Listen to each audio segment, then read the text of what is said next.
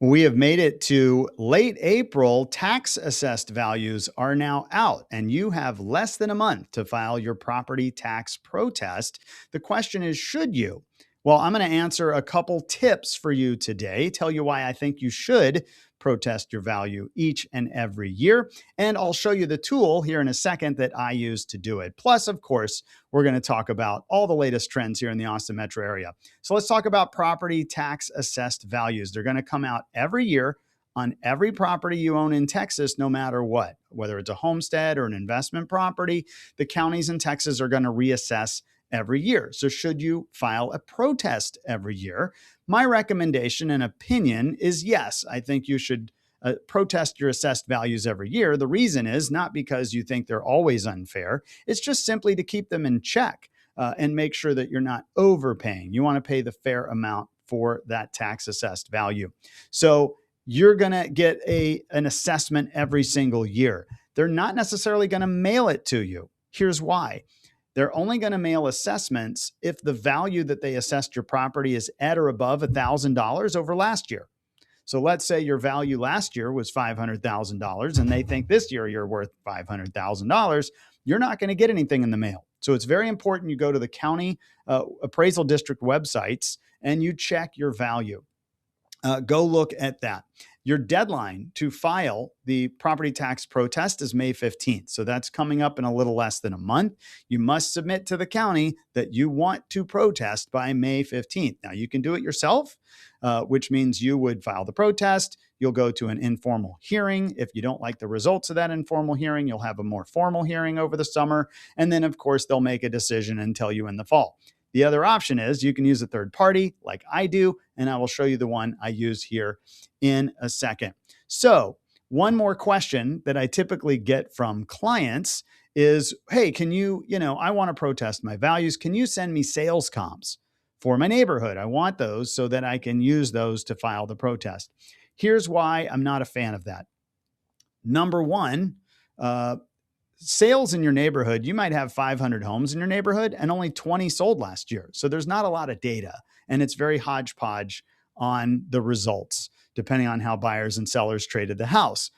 The second reason I don't like sending that data is the MLS is considered private data. In Texas, we're a non-disclosure state. We don't put out there in the public what people bought and sold homes for.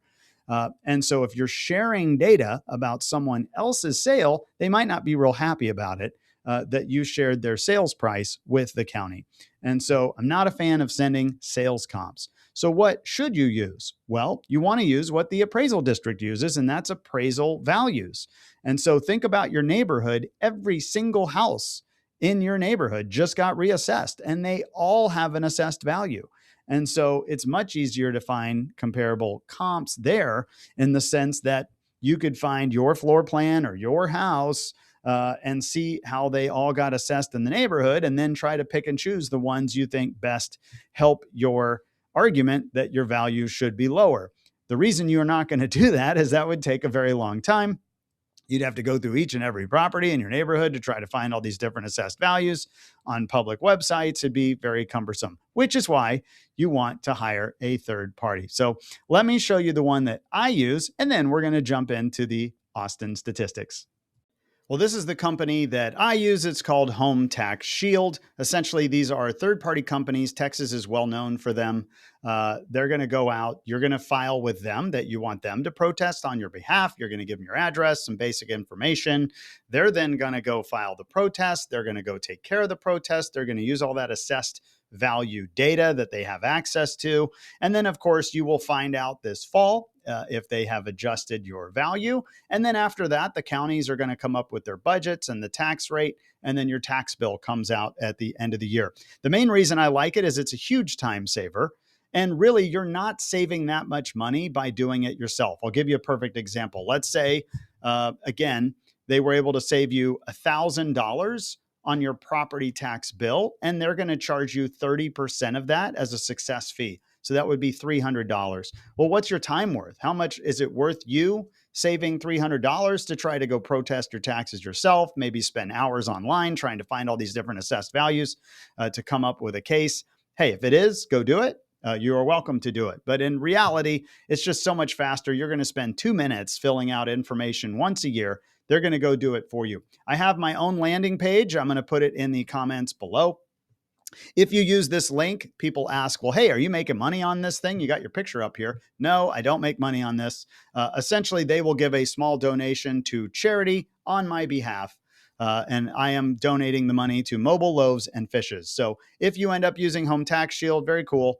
I use it every year on every property. I've had a lot of success. I've already saved in just the last 2 years, I've saved over $12,000 on property taxes across our portfolio, my wife and I. So I love doing it. I would check out using that. But if you want a list of a number of other property tax protest companies to consider, reach out to me. Happy to share with you a full list there. All right. Enough about property taxes. Let's talk about Austin. Another article came out, saw the biggest drop, or Austin saw the fourth biggest drop in housing prices since 2025. Well, that's only 1 year of data, but we're not number one anymore. Thank goodness. We're getting a little better.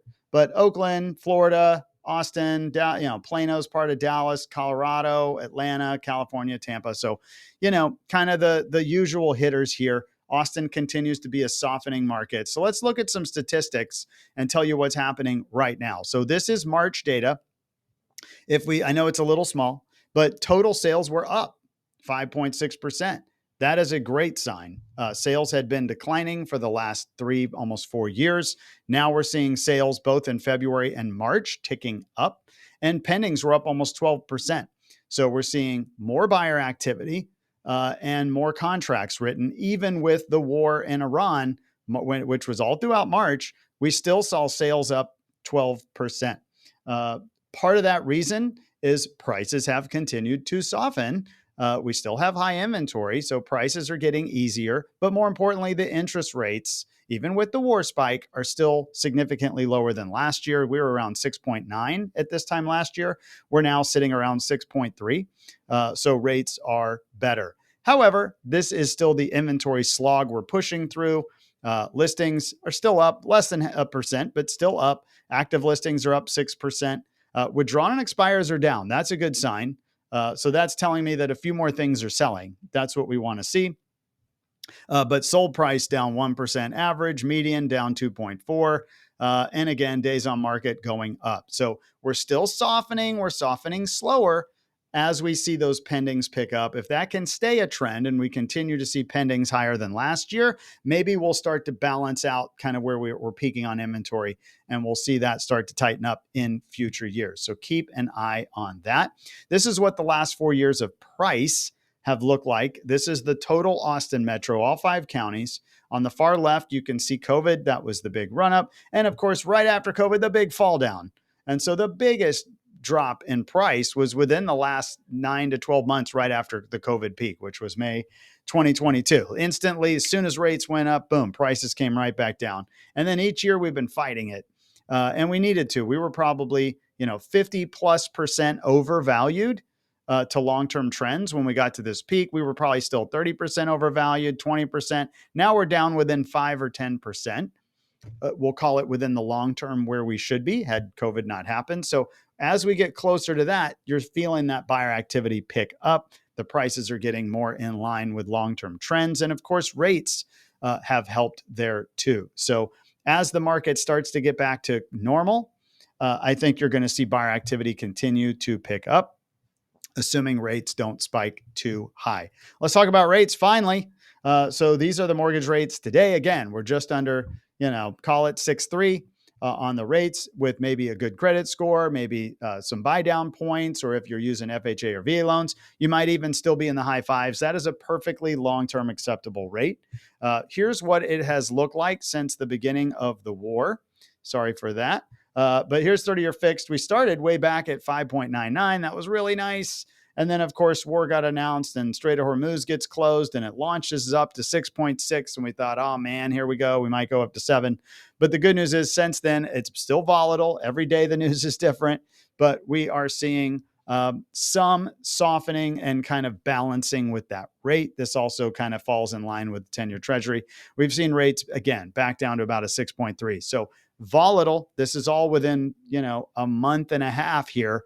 of big rate swings, but we'll see if they can hold here at or below 6.5. If they do, I think the rate is less of a story this year than it has been in years past. People are kind of getting used to it. And so really it comes down to price and negotiating good terms. If you are a seller right now, you just heard some good news. We've got more buyer activity. I personally have had listings where we've had more activity and gotten a few sold the first weekend, which is great.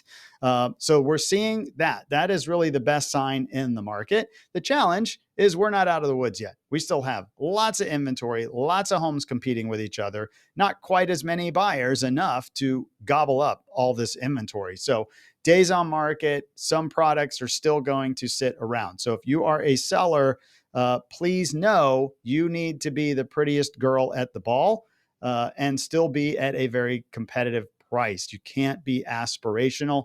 You really got to come in and make sure the buyers feel like they're getting a very fair price day one.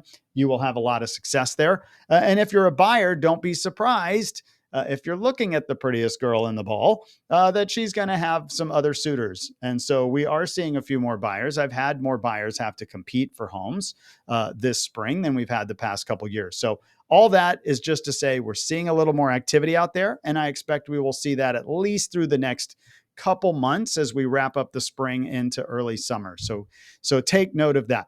Anyways, I hope this was helpful. You can follow these videos each and every week on our YouTube channel at Ryan Kelly Group. And of course, click that subscribe button.